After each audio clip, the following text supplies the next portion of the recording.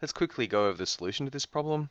So we didn't discuss anything about the microscopic details of the problem or the forces involved. And so in order to relate what happens here to what happens here, we're going to need to use conservation laws only.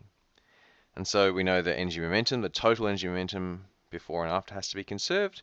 And so we'll just write down the two kinds of energy momentum here and the one kind of energy momentum there and equate them. So here we have this photon momentum.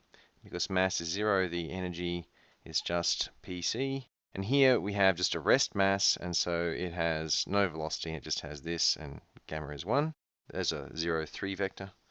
And then over here we have a non-zero momentum, and we have a changed mass, where this P is the momentum that we don't know, and this ME. So we've got two unknowns, or indeed 4, because we've got 3 in that vector and 1 in that mass.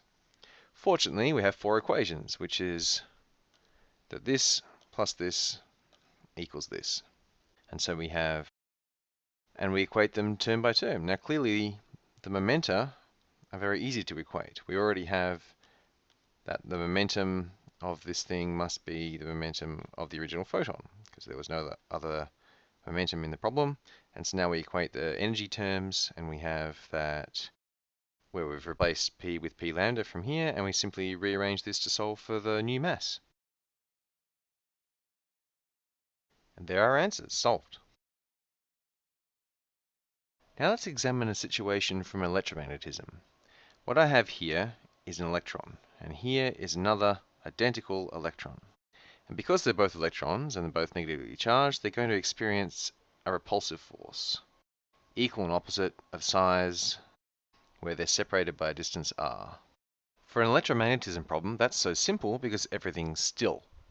However, it's only still in one particular frame. In fact, we could move into a frame where both of these things were moving. They would have to be moving the same way, so let's give them both a velocity v, the same velocity v. Now when you have a moving electric charge, you still have the electric force repelling them, but you also generate a magnetic field. So this electron here is going to be generating a magnetic field in circles around its direction of motion, and indeed that would normally be using the right-hand rule because it's negatively charged, it will be going the other way. And so when we come and look at this electron, the magnetic field due to this electron will be going into the screen, and correspondingly the magnetic field for the other electron will be coming out of the screen. So the size of that magnetic field is going to be same r, and then that magnetic field is going to induce a magnetic force.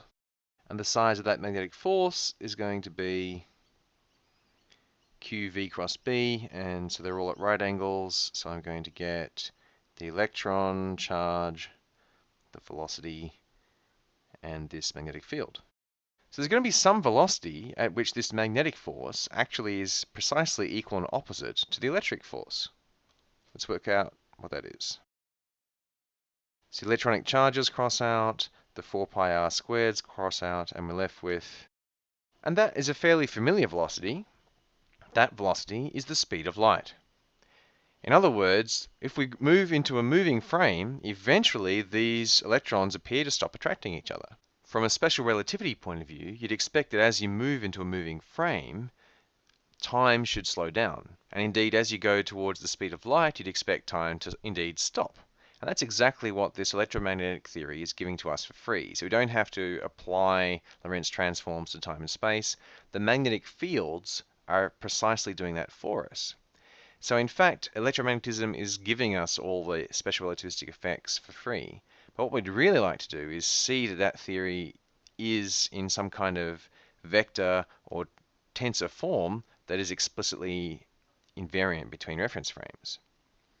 Now in order to do that, we're actually going to have to expand our notion of 4 vectors all the way up to tensors.